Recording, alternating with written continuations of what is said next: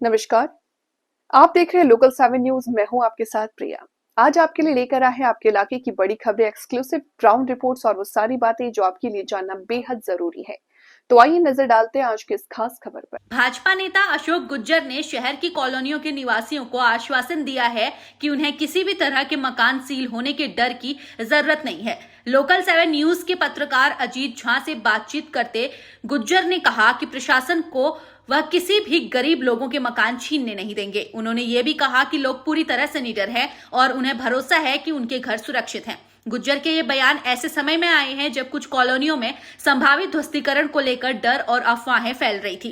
भाजपा नेता अशोक गुज्जर ने निवासियों से शांत रहने की अपील की और उन्हें भरोसा दिलाया कि उनके घरों की सुरक्षा में पूरा समर्थन दिया जाएगा। अशोक जी, जिस तरीके से मालिकाना हक को लेकर एक प्रशासन के अधिकारियों द्वारा है बंद कमरे में एक फरमान जारी किया जाता है, इसके बाद से कॉलोनी वासियों में कहीं ना कहीं में जो है रोज मतलब एक कहीं ना कहीं डर जो है जरूर देखने को मिल रहा है कि उनके मकान उनसे ना छीने जाएं, क्योंकि काफी पैसा भी लगा चुके हैं लोग। कैसे देखते हैं इस चीज को? अजीत जी, पहले तो मैं आपके चैनल का बहुत बहुत स्वागत करता हूं कि आपने हमें ये मौका दिया बोलने का।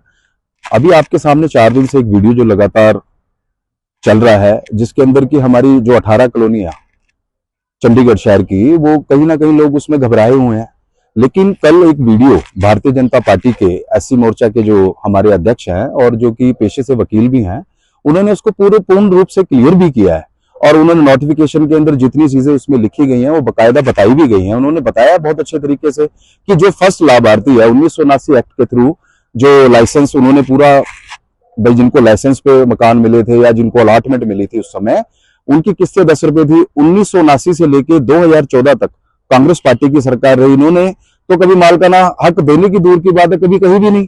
और कहीं ना कहीं अपनी एक जगह पर भारतीय जनता पार्टी का यह प्रयास रहा कि वो पूर्ण रूप से जो चंडीगढ़ की जनता उनको मालिकाना हक दिलाने में कहीं ना कहीं उनका भी प्रयास हो, आगे भी वो पूरा प्रयास है। और मैं ये गारंटी देता हूं अपनी एक जगह पर भारतीय जनता पार्टी उनके साथ खड़ी है और उनको किसी प्रकार से भी घबराने की जरूरत नहीं है। कल के उस वीडियो ने पूरी बात को क्लियर कर दिया। जितना लोगों के अंदर भय चल रहा था पिछले 4 दिनों से, हमारी धनास की जनता भी घबराई हुई थी क्योंकि एक छत तो बड़ी मुश्किल से मिली उनको, और वो छत में भी बेचारे घबराए हुए थे कि अपनी एक जगह पर किस्तें, कल को हमारा मकान जो है हमारे बच्चों के नाम नहीं चढ़ता है। और आप सभी जानते हैं कि 80% कॉलोनियां चंडीगढ़ की वो बिकी हुई है और उसके अंदर फर्स्ट लाटी और जो फर्स्ट पार्टी है, अगर उसके बच्चों को अलॉटमेंट में हिस्सा ना मिले या उसका नाम ना चढ़े तो कहीं ना कहीं तो घबरा ही जाता है इंसान। लेकिन ऐसा कुछ भी नहीं है। हमने अपने प्रधान जी से भी बात करी है, जितेंद्र पाल मल्होत्रा जी, उन्होंने पूर्ण रूप से हमारे को यह आश्वासन दिया है कि किसी को भी घबराने की आवश्यकता नहीं है और किसी के साथ कोई नाइंसाफी नहीं होगी। और भारतीय जनता पार्टी हर एक कॉलोनी वासियों के साथ खड़ी है, चंडीगढ़ की जनता के साथ खड़ी है। बीजेपी की बात करें तो बीजेपी किरण खेर के सांसद किरण खेर के समय पे ही मालिकाना हक दे चुकी है। अगर उस समय जब लोगों को मालिकाना हक मिल चुका है तो फिर इस समय ये अफवाह कैसे? अभी आपके सामने है, कांग्रेस पार्टी कल लक्की जी का एक वीडियो बहुत तेजी से वायरल हो रहा है, जिसके अंदर वो कांग्रेस का काम ही ये रहा है लोगों के अंदर दुर्भावना, दुर्प्रचार की। हमारी कोशिश तो है, लेकिन कांग्रेस पार्टी ने तो कभी जीवन के अंदर कोशिश तक नहीं करी।